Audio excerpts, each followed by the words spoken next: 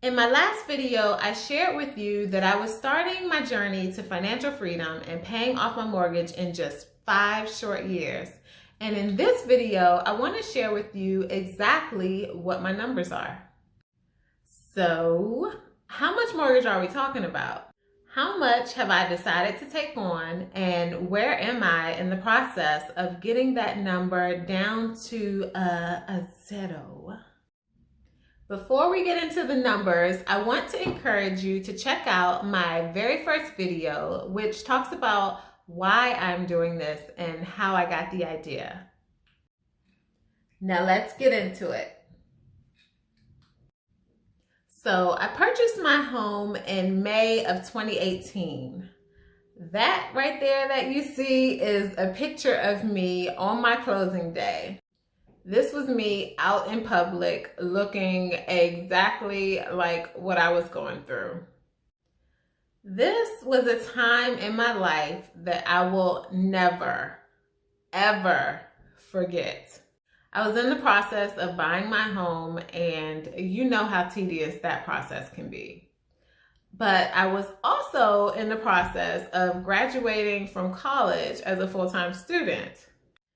So on this very same day, my closing day, I also went to campus to pick up my cap and gown. Now this was monumental for me because I'd been a student part-time until like the last 2 years when I stepped it up and went full-time. But I was a student part-time for 17 years. Finally. After 17 years of being a college student, I was finally graduating.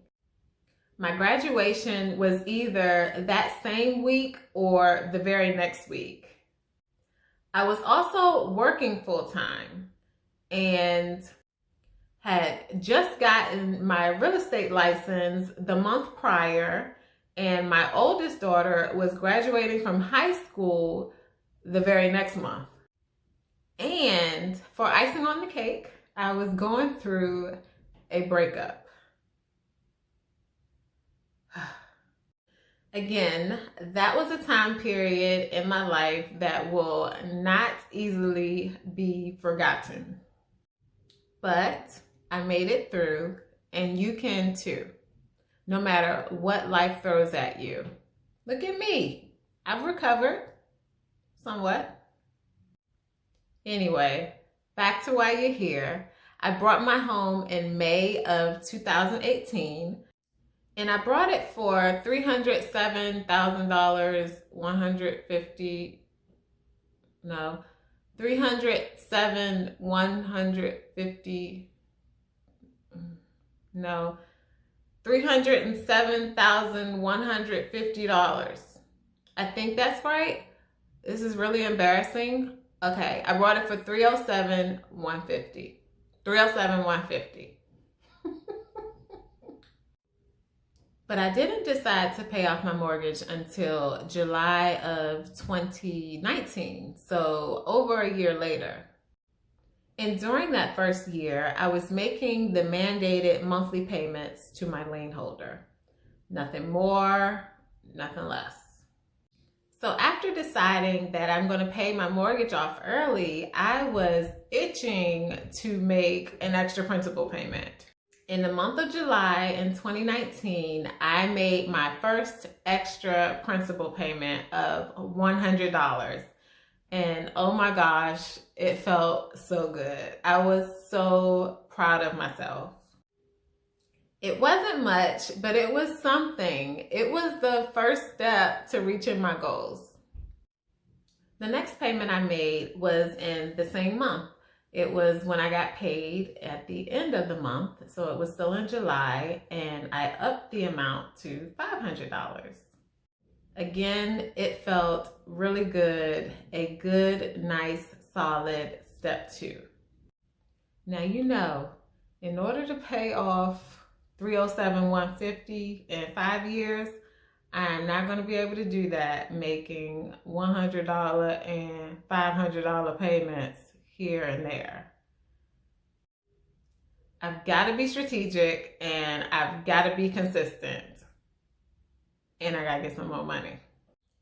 So I looked back at my budget to examine my expenses versus my income, and I did some fancy footwork, and I did things like cut my cable bill. I plan to do a video on ways to save money and how you can stretch your budget. So we'll get into that and other ways to help you give yourself a raise. But anyway, when it was all said and done, I managed to squeeze a whole $1,000 out of my budget, a whole $1K. So each and every month since August, I have been putting an extra $1,000 principal payment towards my mortgage. As great and as fantastic as it is and as it feels to be able to put a $1,000 extra payment on top of my regular mortgage payment, it still is not enough to meet my goal of being mortgage free by 40. But again, it's step 3 and another step in the right direction. The noise that you may hear are raindrops hitting my windowsill, and I refuse to stop recording. I've been making this $1,000 principal payment each and every month since August 31st without fail. I've been determined to keep up with this schedule. Christmas came, Thanksgiving came, car emergencies. I did not let any of that interfere with my goal. I worked around it. Sorry, I moved to the couch. The noise was getting unbearable. Now, I've calculated in my head that I need to throw $4,000 a month at my mortgage in order to reach my goal. As you can see, I found an extra, well, not extra, I found $1,000 in my budget, but I need to find $3 more thousand. I am still short $3K, but I am working on getting more sources of income to align myself with my vision.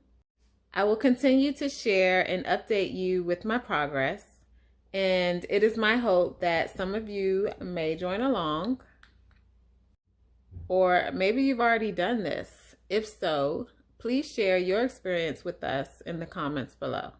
Now, let me just mention that the majority of the feedback that I've gotten about this journey from people that are in my circle and close to me has been really positive. Most have been really encouraging, but there were a few naysayers, but thankfully there have only been a few.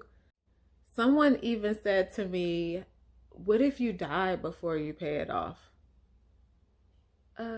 My response to him was, what if I don't? I don't plan on dying in the next 5 years.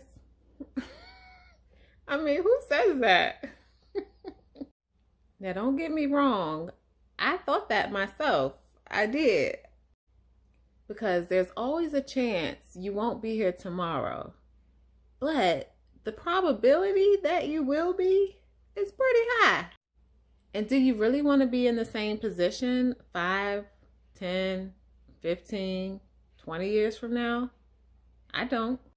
But again, mostly everyone has been supportive. But they're probably sitting there with their popcorn, watching and waiting to see how this is going to pan out for me. It's the start of 2020, the end of a decade, and the beginning of a new one. So make a change in your life that you can see. Do it for yourself. In my next video, we're going to dive into millionaire Robert Kiyosaki's bestseller, Rich Dad, Poor Dad, and discuss some of the key takeaways. So stay tuned. Until next time.